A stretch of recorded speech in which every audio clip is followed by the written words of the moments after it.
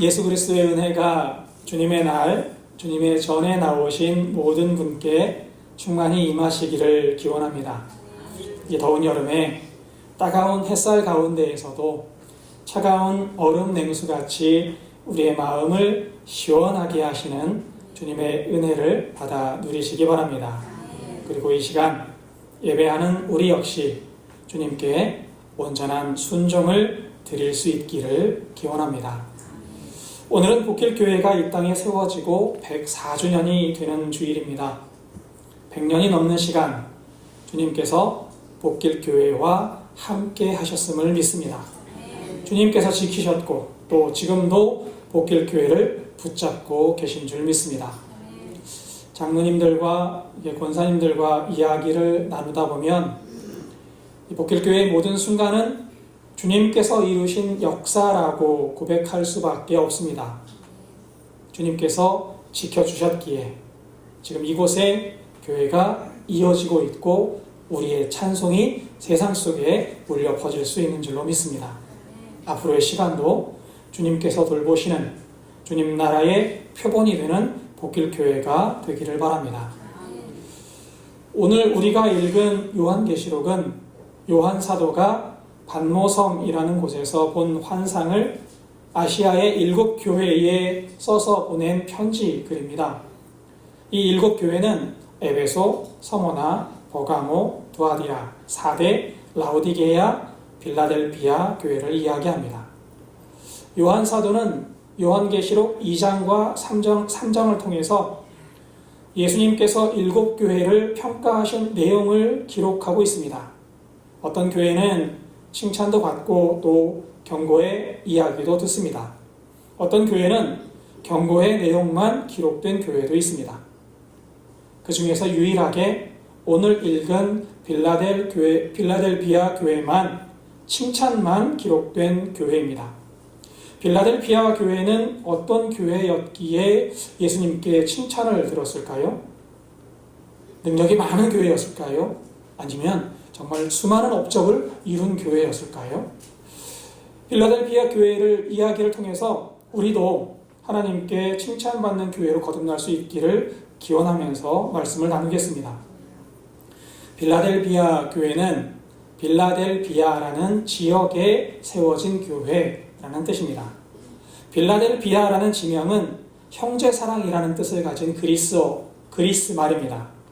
버가모의 왕이었던 아탈로스 2세 필라델푸스라는 사람의 이름을 따서 빌라델비아라고 지었다는 유래가 있습니다. 이 도시는 로마 제국의 주요 도시에서 소아시아 지역으로 나가기 위해서는 꼭 거쳐야 되는 교통의 요충지였어요. 그러니까 로마에서 아시아로 지나갈 때든가 아니면 아시아에서 그리스나 로마로 넘어올 때는 꼭 이곳을 거쳐야만 됐던 곳입니다. 교통의 요충지인 만큼 상업이 굉장히 많이 발달했고 어떤 장사를 하더라도 중개무역을 통해서 번성할 수 있는 여건을 갖추고 있었습니다. 또 빌라델비아의 북쪽은 화산평원이 있어서 포도 농사가 잘 되는 지역으로 유명합니다. 빌라델비아 지역은 그래서 상업과 농업이 발달된 매우 부자 나라, 부자 지역, 부자 도시라고 알려져 있습니다. 그러다가 서기 17년경에 굉장히 큰 지진이 이 빌라델비아 지역에 발생합니다. 얼마나 큰 지진이었냐 하면 빌라델비아가 다 붕괴될 정도의 큰 지진이었습니다. 도시가 무너졌고 망가졌고 회복 불능으로 여겨질 정도였어요. 그런데 이 위기를 로마의 황제였던 티베리우스 황제가 도움을 줘서 다시 도시를 재건할 수 있었다라고 합니다. 이로 말미암아 빌라델비아 지역은 강력한 로마 황제의 영향력 아래에 놓여있던 도시라고 합니다. 그러니까 황제의 말 한마디가 딱 떨어지면 빌라델비아 지역에서는 목숨도 걸 정도의 그런 지역이었던 거예요. 빌라델비아 교회는 또 그 지역의 별칭이 작은 아테네라고 불릴 정도였습니다. 여러분 아테네가 어떤 도시인지 아십니까? 우상의 도시예요. 수많은 우상의 신전들이 있고 수많은 우상을 섬기는 축제가 있는 지역, 그곳이 아테네입니다. 그런데 빌라델비아 지역의 별칭이 작은 아테네였습니다. 그만큼 도시 안에 수많은 우상의 신전이 있었고 수많은 우상의 축제가 있는 지역이 빌라델비아 지역입니다. 이렇게 황제 숭배와 우상 숭배가 극심한 지역에 세워진 교회가 바로 빌라델비아 교회였던 겁니다. 열악한 환경이었고 또 극심한 핍박에 시달려야만 했던 교회가 빌라델비아 교회였습니다. 이런 열악한 환경 속에 있었던 교회에 하나님의 말씀이, 예수님의 말씀이 선포되어집니다. 7절입니다. 빌라델비아 교회의 사자에게 편지하라. 거룩하고 진실하사 다윗의 열쇠를 가지신 이 곧 열면 닫을 사람이 없고 닫으면 열 사람이 없는 그가 이르시되. 빌라델비아 교회에 거룩하고 진실하사 다윗의 열쇠를 가지신 분의 말씀이 전해졌다라는 겁니다. 거룩하고 진실하사 다윗의 열쇠를 가지신 분은 예수님을 가리킵니다. 예수님께서 가지신 이 다윗의 열쇠는 어떤 열쇠를 말하는 걸까요? 천국의 열쇠를 말합니다. 예수님께서 천국의 열쇠를 쥐고 계신다라는 거예요. 사람을 구원하시고 심판하실 권능이, 어떤 사람은 하나님 나라로 보내고 어떤 사람은 음부로 빠뜨릴 수 있는 권능이 예수님께 있다는 겁니다. 그 권능이 얼마나 강력했는지 예수님께서 천국의 문을 여시면 그 문을 닫을 사람이 없고 천국의 문을 닫아버리면 그 문을 열 사람이 없다는 거예요. 다른 표현을 써볼까요? 예수님께서 당신은 천국으로 들어갈 사람입니다 라고 말씀하시면 우리의 앞길을 막을 수 있는 사람이 없다는 거예요. 그리고 예수님께서 당신은 천국으로 가지 못합니다, 음부로 가야 합니다 라고 말하면 천국으로 우리를 데려갈 수 있는 힘이 그 누구에게도 없다라는 겁니다. 이렇게 예수님은 천국의 문을 주관하시는 분이고 우리의 생사 여타를 주관하시는 분이다 라고 성경은 이야기합니다. 하나님 나라에 들어가게도 하시고 들어가지 못하게도 하시는 분, 천국의 열쇠를 가지고 계신 그분이 빌라델비아 교회에 말씀하고 계십니다. 8절입니다. 볼지어다 내가 네 앞에 열린 문을 두었으되 능히 닫을 사람이 없으리라. 내 행위를 아노니 내가 작은 능력을 가지고서도 내 말을 지키며 내 이름을 배반하지 아니하였도다. 예수님께서 뭐라고 말씀하세요? 내 앞에 문을 열어두었다 라고 말씀하시는 거예요. 이 문이 무슨 문이죠? 천국의 문을 열어두었다. 내 앞에 하나님 나라의 문을 열어두었는데 이 문을 아무도 닫지 못할 거다. 너는 그 문을 통해서 어디로 갈 수 있다고요? 하나님 나라로 들어갈 수 있다. 이 축복이 복길교회 교우님들에게 임하기를 바랍니다. 예수님께서 여러분들 앞에 내가 너희를 위해 문을 열어두었다 라는 선포를 우리가 들을 수 있기를 바랍니다. 그렇다면 빌라델비아 교회의 어떤 모습이 예수님을 이렇게 기쁘게 만들었을까요? 빌라델비아 교회의 어떠한 모습이 천국의 문을 열어두었다라는 선포를 들을 수 있게 한 걸까요? 성경은 빌라델비아 교회가 작은 능력을 가졌다라고 이야기합니다. 작은 능력을 가지고도 예수님의 말씀을 지켰고 작은 능력으로도 예수님의 이름을 배반하지 않았기 때문에 천국의 문이 열렸다라고 이야기합니다. 빌라델비아 교회가 작은 능력을 가졌다라는 말을 흔히 우리는 이렇게 오해합니다. 빌라델비아 교회가 가난했지만 또 빌라델비아 교회가 능력을 조금 가졌지만 열심히 신앙생활을 해서 성과를 냈다. 전도를 많이 했기 때문에 빌라델비아 교회가 빌라델비아 교회에 천국의 문이 열릴 수 있었다라고 생각하는 거예요. 그러나 성경은 인간의 노력으로 구원에 이를 수 있다고 말하지 않습니다. 구원은 하나님과 예수 그리스도를 믿음으로 말미암아 은혜로 주어지는 거예요. 본문에서 작은 능력이라고 말하는 것은 능력이 조금 있다라는 뜻이 아닙니다. 작다라는 말은 원어 성경을 보면 미크로스라는 말입니다. 미크로스라는 말을 정확하게 번역해 보면 이런 거예요.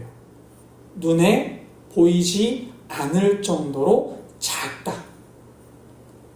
그러니까 빌라델비아 교회가 작은 능력을 가졌다라는 말은 빌라델비아 교회의 능력이 보이지 않는다. 빌라델비아 교회는 능력이 없다. 무능력하다라는 뜻으로 작은 능력이라고 표현했던 겁니다. 당시 빌라델비아 교회는 세 가지 측면에서 고초를 겪고 있었습니다. 첫째는 경제적인 어려움입니다. 당시에 소아시아 지역은 모든 도시에 상인조합을 중심으로 해서 경제활동이 이루어집니다. 상인조합에 가입을 해야 장사를 할 수 있는 거예요. 집에서 무엇을 만들어서 가내 수공업으로 무엇을 만들었다 할지라도 상인조합에 가입되어 있지 않으면 만든 것을 팔 수 없습니다. 그러니까 상인조합에 가입되어 있지 않은 사람은 돈을 벌 수 없어요. 그런데 문제는 상인조합이 도시 종교와 연결되어 있다는 겁니다. 이 때문에 상인조합에 가입한 사람은 이방신을 예배해야만 하고 또 우상에게 제사를 지낸 음식을 나누어 먹는 자리에 참석해야만 합니다.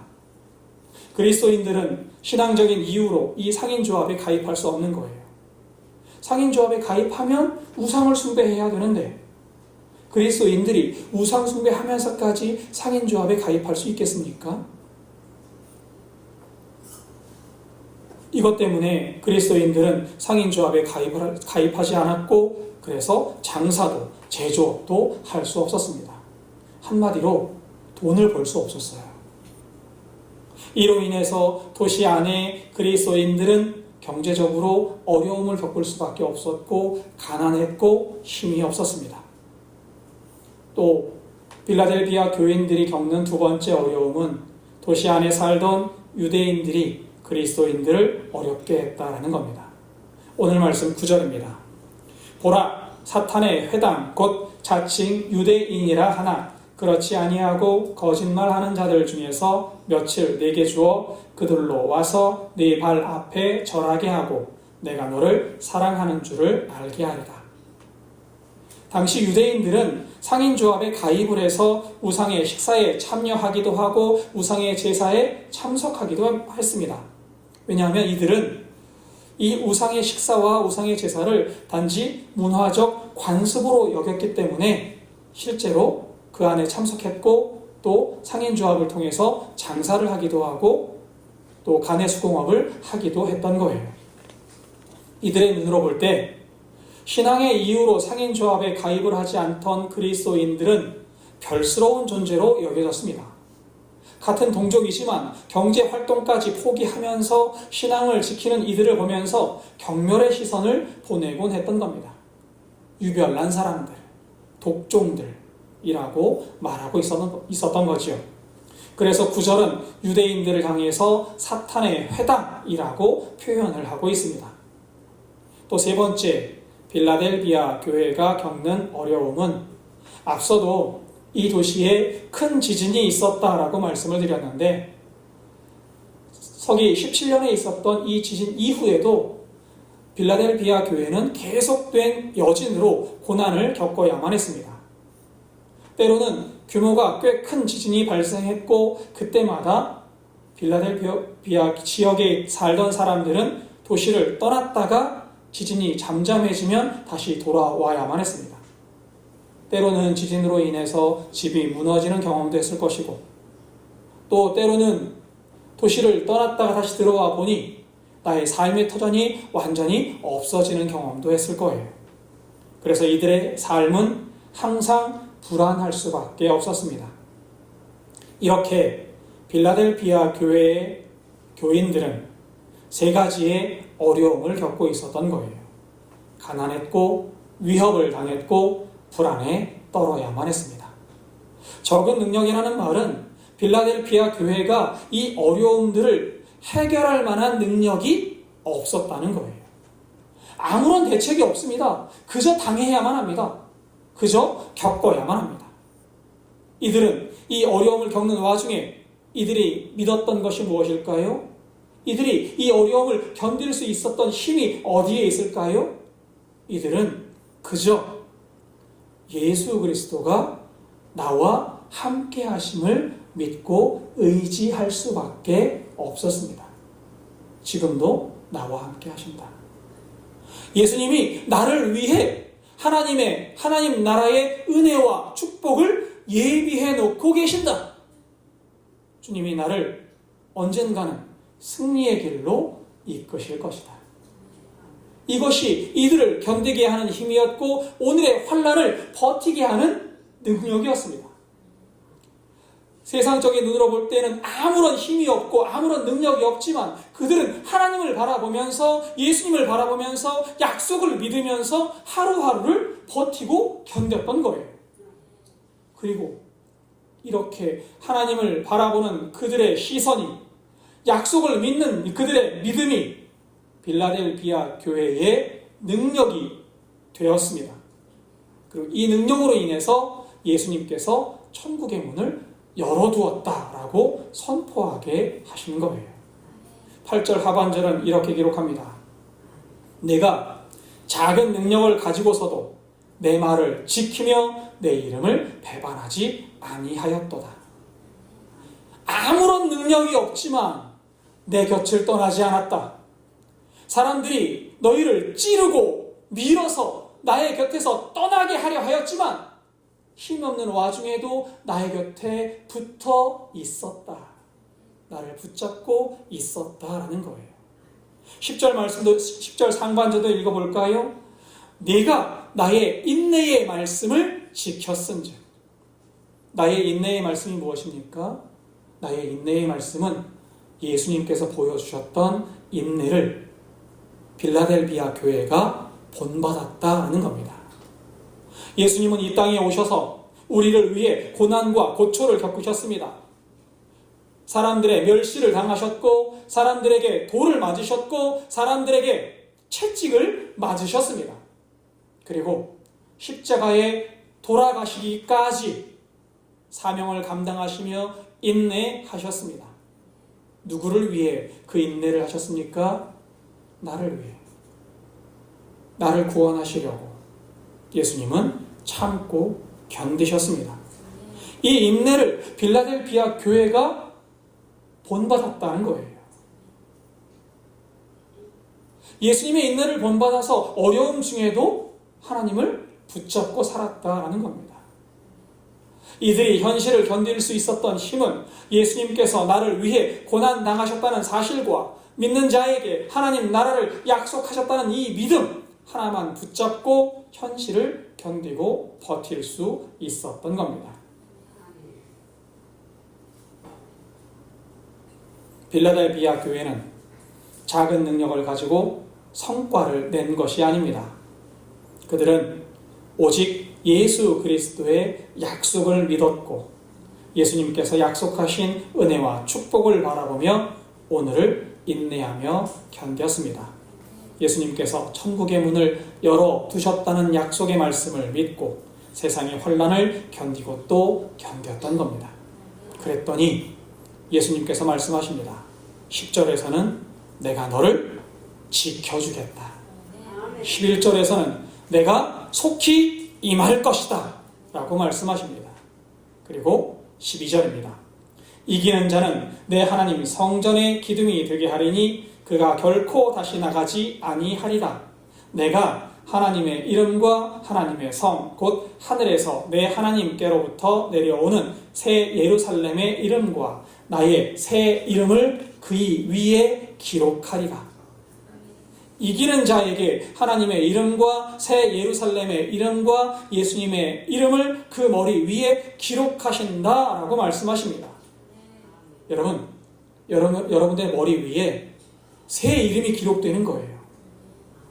하나님의 이름, 새 예루살렘의 이름, 그리고 새 예수님의 이름이 기록되어집니다. 이게 무슨 뜻입니까?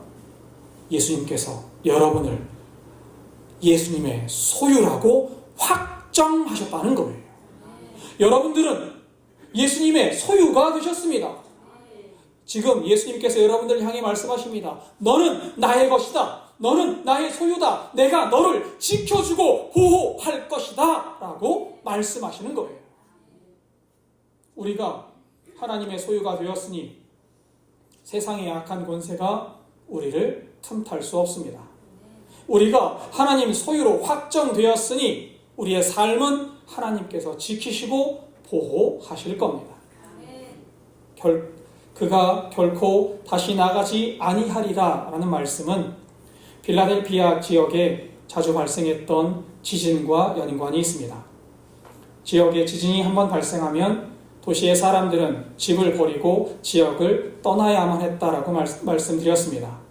지역을 떠났다가 지진이 멈춘 다음에야 집으로 돌아올 수 있었던 겁니다.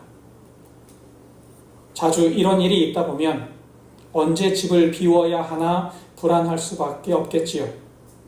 하지만 이제 믿음의 사람은 하나님께서 지키실 겁니다.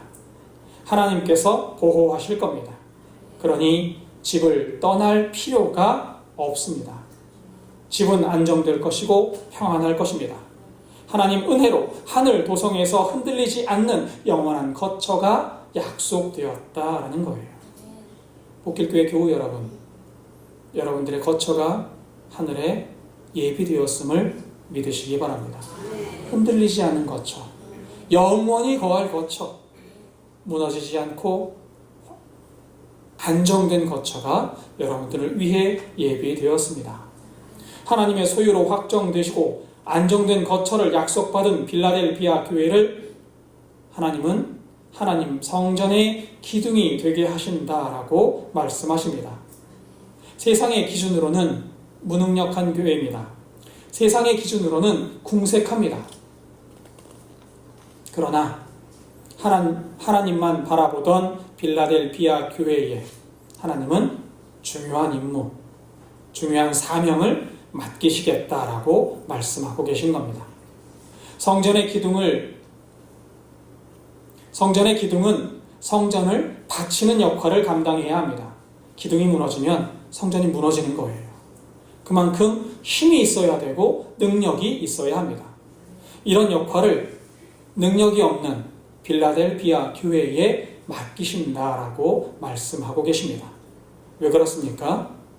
하나님 나라의 사명은 인간의 능력으로 감당하는 것이 아니기 때문입니다. 하나님 나라의 사명은 예수님의 약속을 믿는 믿음으로 감당하는 겁니다. 빌라델피아 교회는 삼중고 속에서도 하나님의 약속을 믿었고 하나님을 바라보며 살았습니다. 그들은 비록 작은 능력밖에 없었지만, 그들은 비록 능력이 없었지만 하나님의 은혜를 바라볼 수 있었고 하나님께서 함께 하심을 믿었습니다. 또 하나님 나라의 영원한 은혜가 예비되었음을 믿었습니다. 이 믿음이 그들에게 능력이 되었고 하나님의 능력이 그들과 함께 했던 겁니다. 하나님의 능력이 함께 하시니 세상의 그 누구보다 큰 능력을 발휘할 수 있는 줄로 믿습니다. 하나님께서 함께 하시니 하나님의 능력이 그들을 붙잡고 있으니 세상의 어떤 부요함보다 그들은 더 크나큰 사명을 감당할 수 있었던 겁니다. 13절입니다.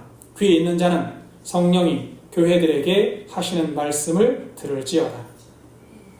세상의 눈으로 보면 빌라델피아 교회는 보잘것없는 교회입니다. 가난했고 힘이 없었고 영향력도 작았습니다. 그러나 하나님은 빌라델피아 교회를 하나님 성전의 기둥으로 삼겠다고 말씀하십니다. 그들의 믿음이 능력이 되었기 때문입니다. 세상은 알 수 없는 힘이 빌라델피아 교회에 있었던 겁니다. 세상이 이해할 수 없는 능력이 있었던 겁니다. 오직 주님을 의지하는 믿음이 능력이고 힘이 됨을 성경은 빌라델피아 교회를 통해서 우리에게 말씀해주고 있습니다. 복길교회 교우 여러분, 오늘은 복길교회가 세워진 지 104주년이 되는 주일입니다. 104년의 세월 동안 복길교회는 때로는 힘들었고 때로는 풍성했을 겁니다. 때로는 위태로웠고 때로는 힘이 있었을 겁니다. 그러나 복길교회가 104년 동안 지켜질 수 있었던 힘은 부요한 사람이 있었기 때문이 아니라, 능력의 사람이 있었기 때문이 아니라 하나님께서 함께 하셨기 때문임을 믿습니다. 힘들 때마다 주님 앞에 무릎 꿇었던 눈물의 기도가 있었기에, 환난의 순간마다 주님의 약속을 믿고 견디며 묵묵히 교회를 지킨 믿음의 선배들이 있었기에 복길교회는 긴 세월을 견딜 수 있었고, 지금까지 찬양과 예배 소리를 세상에 외칠 수 있습니다. 마치 빌라델비아 교회가 주님의 약속을 믿었고 주님의 말씀을 지켰고 힘들 때마다 약속을 기억하고 예수님을 바라보았던 것처럼 말입니다. 이제 우리 복길교회도 빌라델비아 교회처럼 조금 더 주님을 바라볼 수 있기를 바랍니다. 이제 우리 복길교회도 조금 더 하나님의 약속을 믿고 기도하는 교회가 되기를 바랍니다. 오늘 하나님의 약속을 마음에 새기고 하나님 나라의 약속을 확고히 믿는 교회가 되기를 바랍니다. 하나님은 약속을 믿고 예수 그리스도를 바라보는 여러분과 분명 함께 하실 겁니다. 여러분의 믿음을 통해 복길교회가 하나님 나라의 기둥 같은 역할을 감당하는 교회가 또 교우님들이 될 수 있을 겁니다. 우리 복길교회 하나님의 약속을 붙잡고 앞으로의 시간도 하나님 성전의 기둥으로 든든히 서서 이 땅에 하나님 나라를 세워가는 믿음의 교회가 되어가기를 다 함께 기도하기 바랍니다. 주님 오시는 그날까지 빌라델비아 교회처럼 주님과 주님께 칭찬받는 복길교회가 되기를 주님의 이름으로 축원합니다. 기도하겠습니다.